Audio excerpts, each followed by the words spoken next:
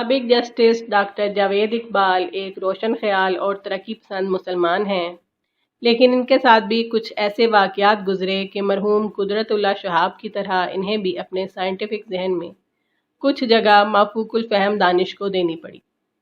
اپنی کتاب اپنا گریباں چاک میں انہوں نے لکھا ہے، لاہور ہائی کورٹ کے مقدمے میں چیف جسٹس مولوی مشتاق حسین کی سربراہی میں بینچ نے بھٹو کو مجرم قرار دے کر انہیں پھانسی کی سزا سنائی۔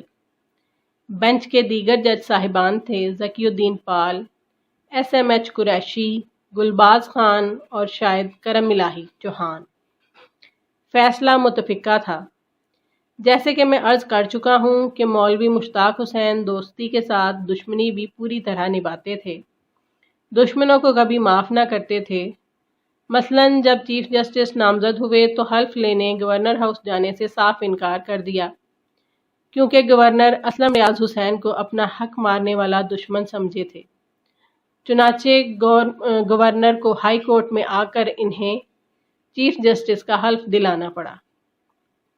سپریم کورٹ میں بھٹو کی اپیل چیف جسٹس انوار الحق کی قیادت میں فل بینچ نے اکثریت کی بنا پر نمٹا دی۔ ریویو ناکام رہا اور رحم کی اپیل بھی خارج ہو گئی۔ فوجداری قوانین کے ضابطے اور فیصلہ شدہ نظیروں کے مطابق یہ فیصلہ درست نہ تھا، اس لیے آج تک کبھی کسی ایسے کیس میں نظیر کے طور پر پیش نہیں کیا جاتا۔ مجھے اپنی زندگی میں چند مشاہدات نے عالم ارواح کے وجود کا قائل کر دیا ہے۔ اس زمن میں پہلا واقعہ تو بھٹو کو پھانسی دیے جانے سے متعلق ہے۔ ہم میں سے کسی کو علم نہ تھا کہ بھٹو کو کب پھانسی دی جائے گی، مگر ماہ اپریل کے اوائل میں ایک شب میں اور ناصرہ سو رہے تھے کہ کوئی 3 بجے کے قریب اچانک یوں محسوس ہوا جیسے کسی نے اوڑھی ہوئی چادر میرے اوپر سے کھینچ کر پرے پھینک دی ہے۔ میں ہڑبڑا کر بستر پر بیٹھ گیا۔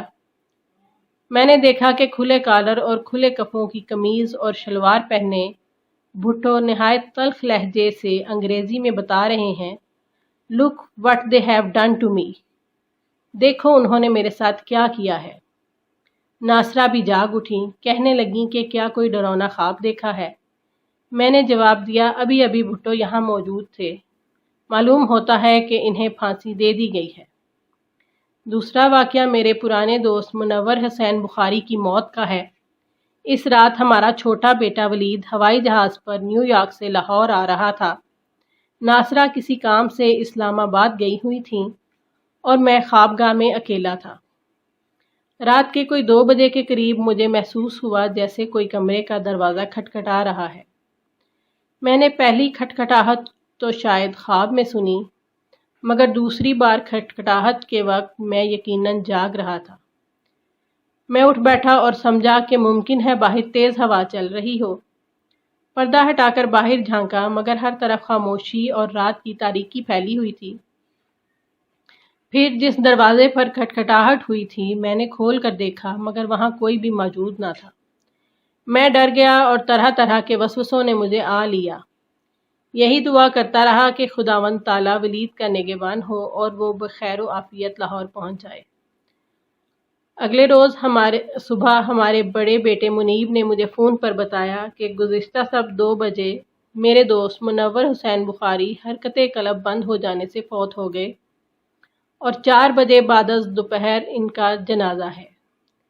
میرے مشاہدے سے تو یہ ثابت ہو جاتا ہے کہ جب کسی کی روح اس جہان سے پرواز کرتی ہے تو جاتے جاتے جسے چاہے اسے کسی غیر مادی یا مادی ذریعے سے اپنی رخصت کی اطلاع دے دیتی ہے، مگر اس کے بعد وہ کہاں جاتی ہے، اس کے بارے میں قیاس یا ایمان کا سہارا ہی لیا جا سکتا ہے، کیونکہ پھر اس سے ملاقات شاذ و نادر یا تو خوابوں میں ہوتی ہے یا بالکل نہیں ہوتی۔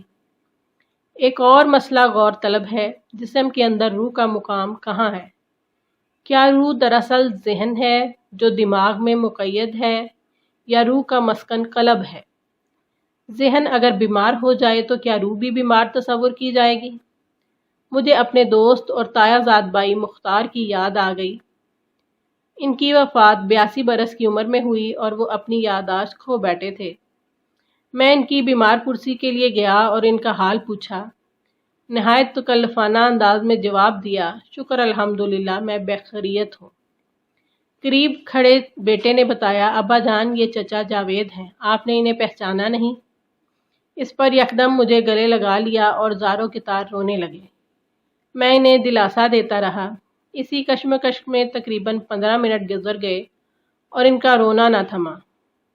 پھر اچانک مجھے اپنے قریب بیٹھے دیکھ کر فرمایا، آپ سے تعارف نہیں ہوا، آپ کون ہیں؟ چند روز بعد وہ فوت ہو گئے۔ کیا ان کی روح نے یادداشت سے محرومی کی کیفیت میں قفز عنصری سے پرواز کی؟ کیا روح نکلتے وقت جسمانی نہ سہی اپنی ذہنی بیماری ساتھ لے جاتی ہے؟